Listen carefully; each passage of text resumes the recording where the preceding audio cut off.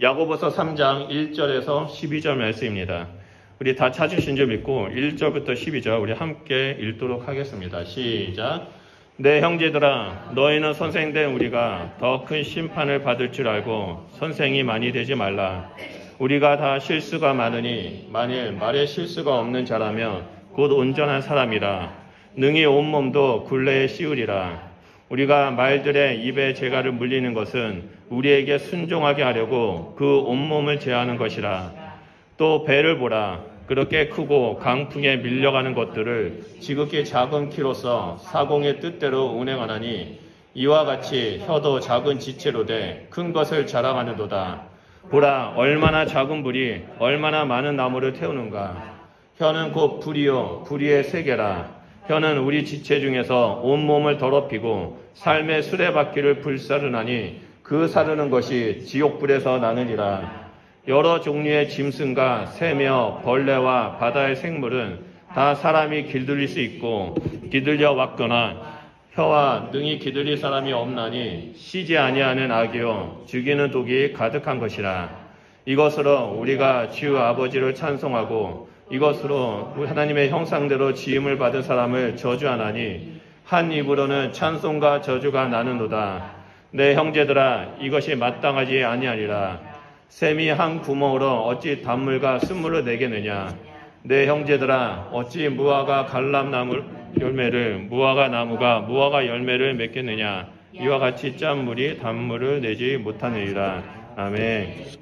네, 우리 옆에 분하고 인사하겠습니다. 하나님은 지사님을 사랑합니다. 하나님은 권사님을 사랑합니다. 네, 하나님 사랑합니다. 네, 오늘은 경건의 삶 7번째 시간입니다.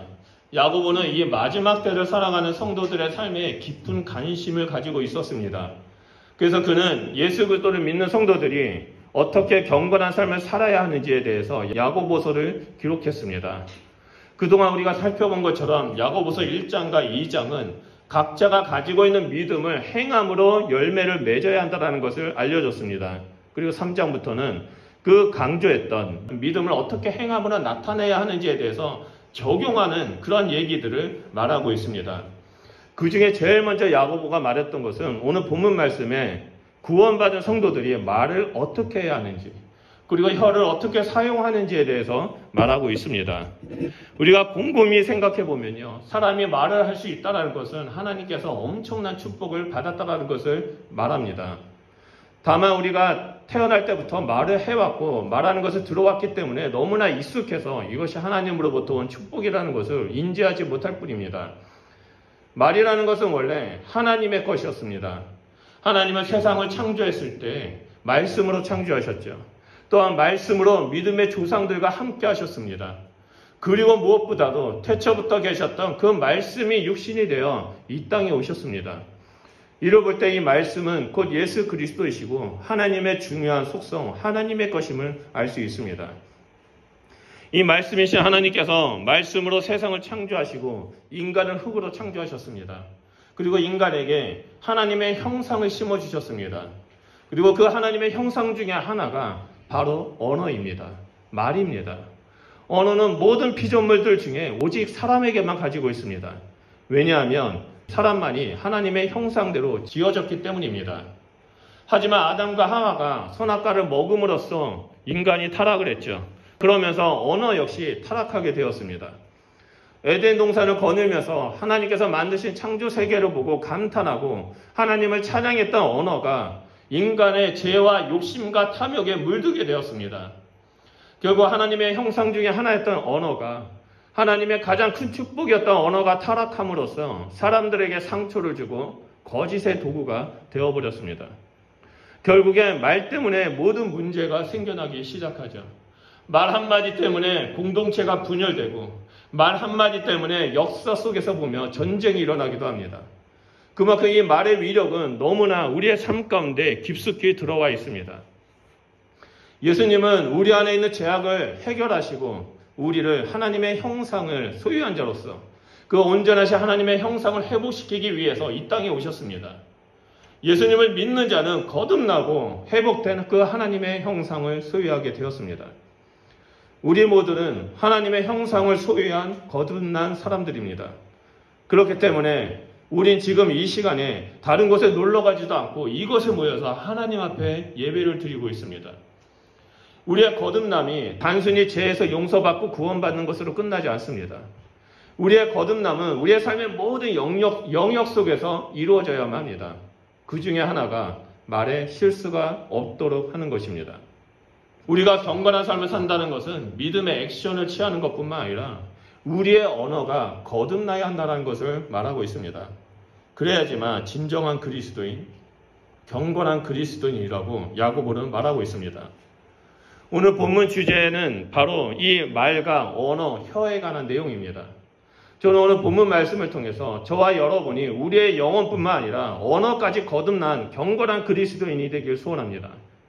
그래서 우리의 말을 통해 생명을 살리고 이웃을 격려하며 하나님을 찬양하는 복된 삶을 살아가는 자가 되기를 소원합니다. 그래서 오늘 본문 말씀을 우리가 살펴보면 크게 세 부분으로 나뉘어져 있습니다. 이 시간 이 세 부분을 살펴보면서 우리의 삶에 적용하는 일들이 일어나기를 소원합니다. 먼저 첫 번째로는 야고보가 선생이 되지 말라라고 말하고 있습니다. 여러분 1절을 다 같이 보면 내 형제들아 너희는 선생된 우리가 더 큰 심판을 받을 줄 알고 선생이 많이 되지 말라라고 말합니다. 야고보가 선생이 되지 말라라고 명령했던 것은 당시 초대교회에 많은 사람들이 서로 선생이 되고자 했다는 것을 알 수 있습니다.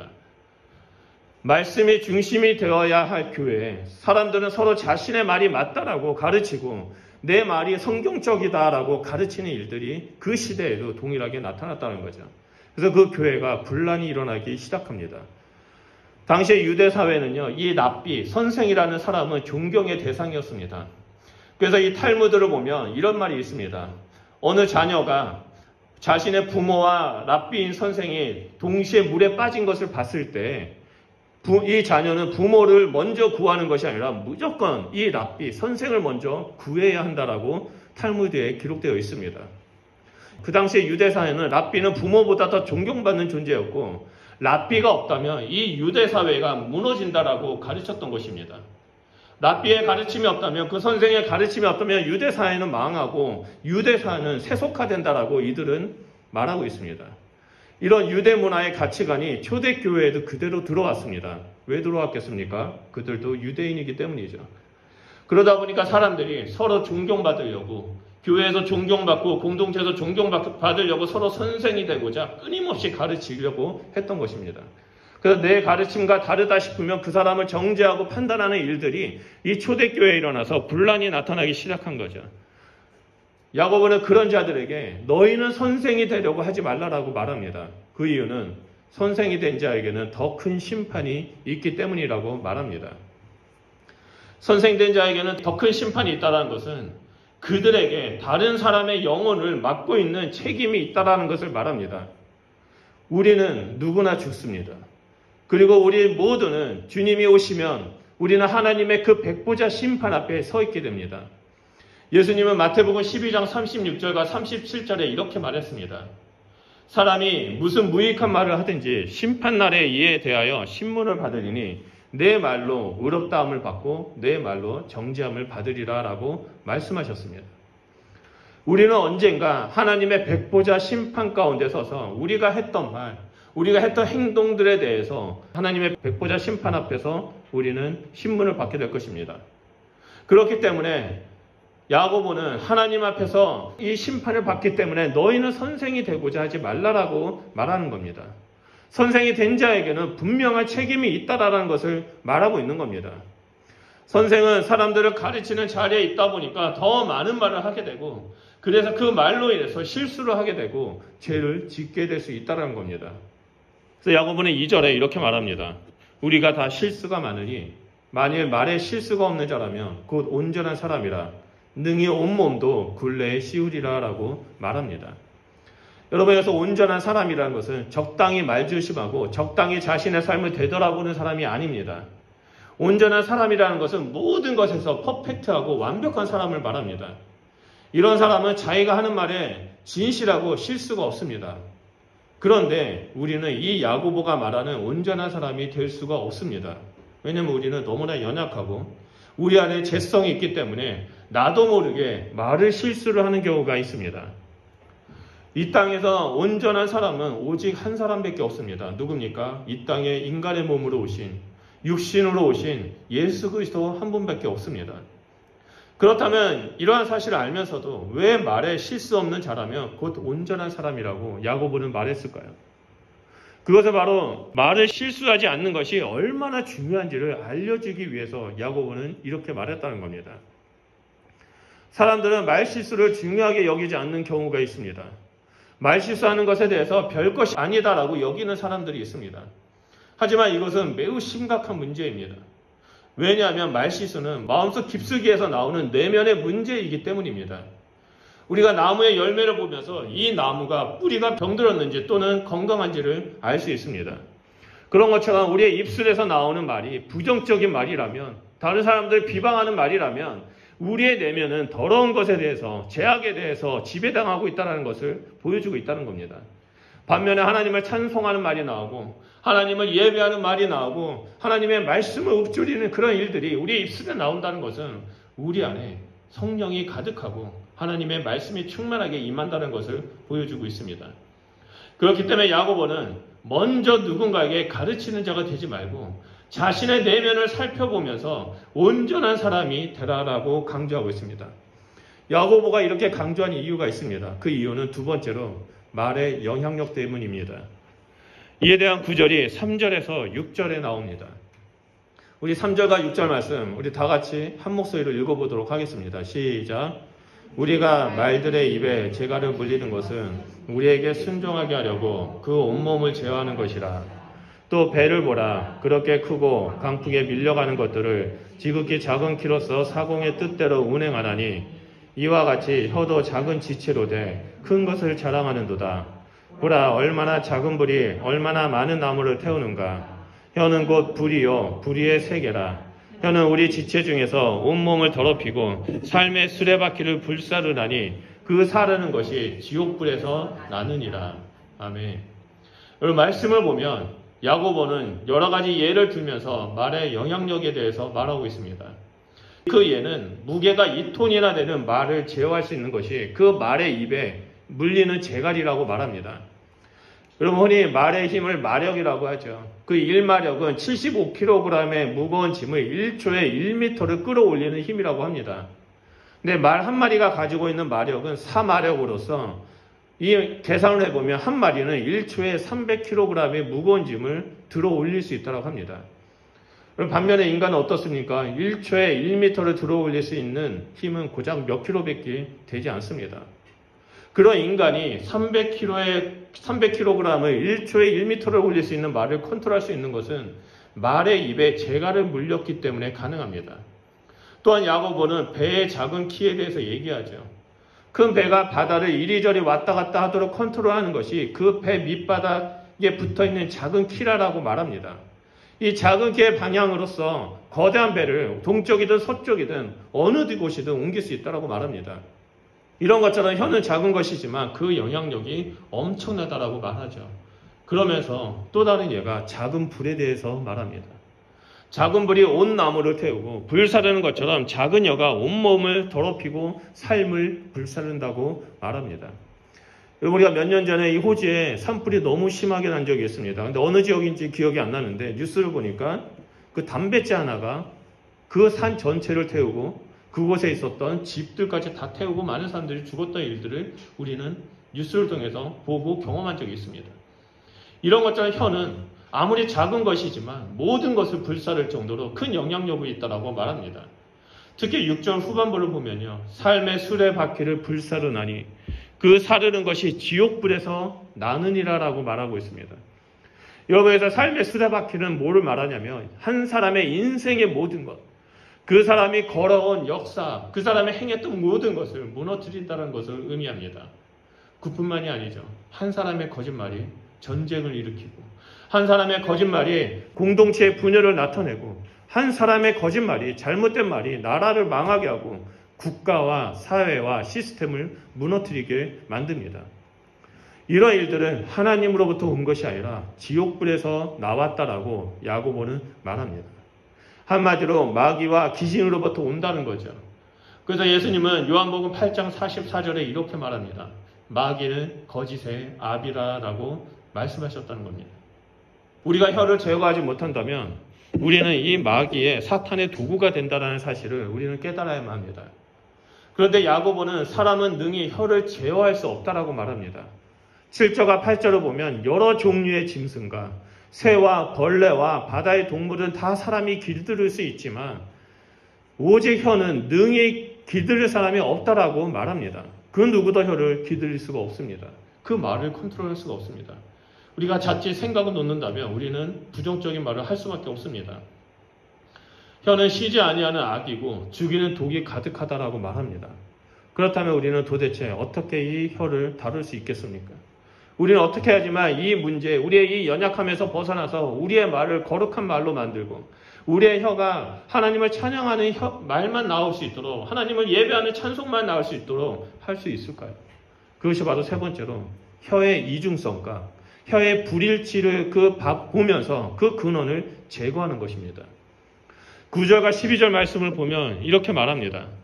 이것으로 우리가 주와 아버지를 찬송하고 또 이것으로 하나님의 형상대로 지음을 받는 사람을 저주하나니 한 입으로 찬송과 저주가 나는도다. 내 형제들아 이것이 마땅하지 아니하니라. 샘이 한 구멍으로 어찌 단물과 쓴물을 내겠느냐. 내 형제들아 어찌 무화과 나무가 감람 열매를 포도나무가 무화과를 맺겠느냐.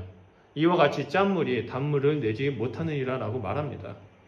이 말씀을 보면 혀의 이중성과 혀가 불일치한다는 것을 보여줍니다. 야고보는 한 입에서 찬송과 저주가 나온다고 말하죠. 샘의 구멍은 하나인데 이곳에서 단물과 쓴물 그리고 무화과 나무인데 감람 열매가 어떻게 생기고 포도나무인데 어떻게 무화과 열매를 맺겠냐고 말합니다. 야고보는 이 말을 통해서 그 누구도 혀를 컨트롤할 수 없다. 우리 입에서 나오는 이 부정적인 말, 악한 말을 제거하기 위해서는 눈에 보이지 않는 우리 본질, 그 마음, 내면에 있는 그 쓴뿌리를 제거해야 한다라고 말하고 있는 겁니다.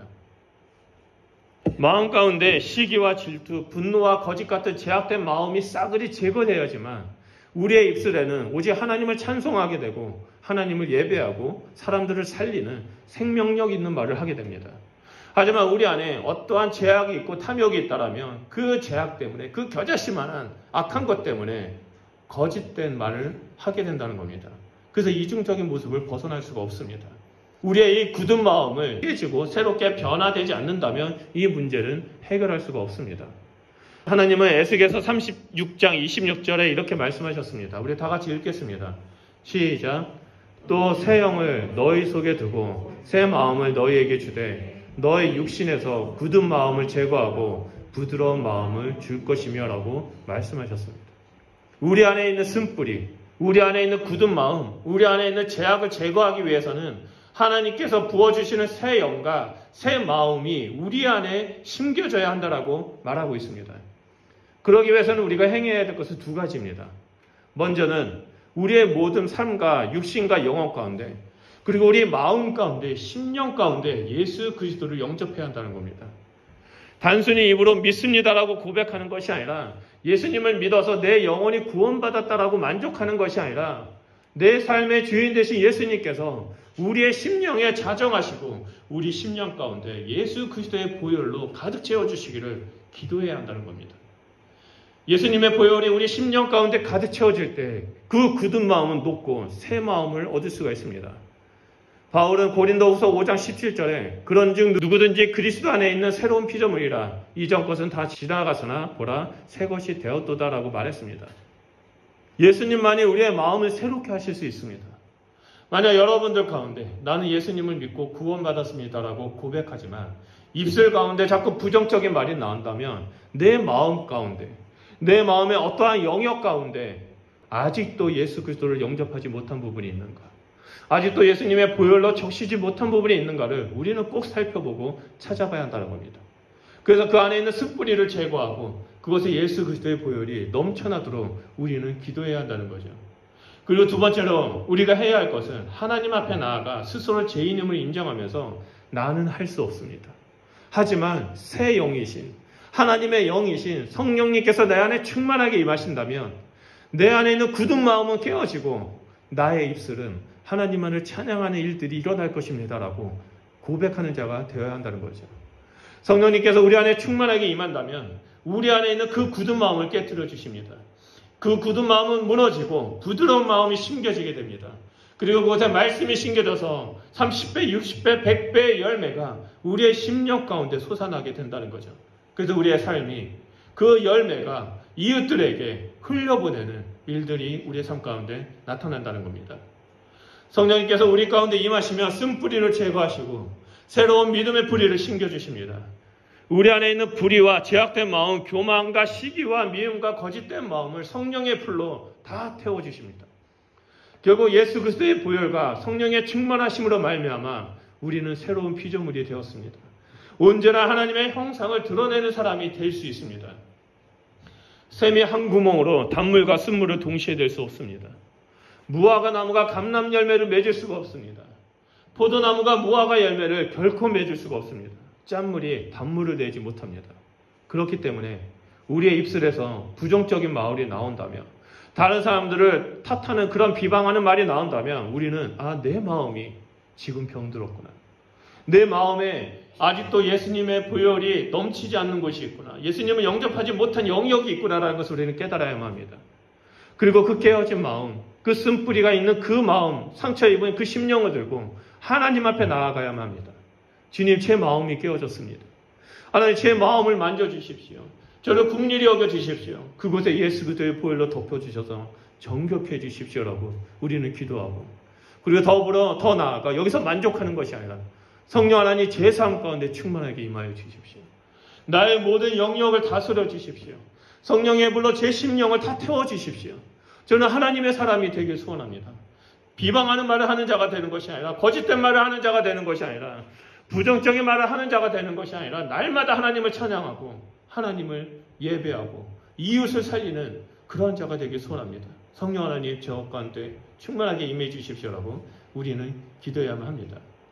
하지만 사람들은 이 보이는 현상에만 집중하고, 또는 나를 공격한다라고 생각하는 사람들만 바라보면서 부정적인 말을 끄집어내고 결국에 점점 그 지옥에서 나오는 불 때문에 잠식되고 불살라지는 것이 우리 주변에 많이 일어나고 있습니다.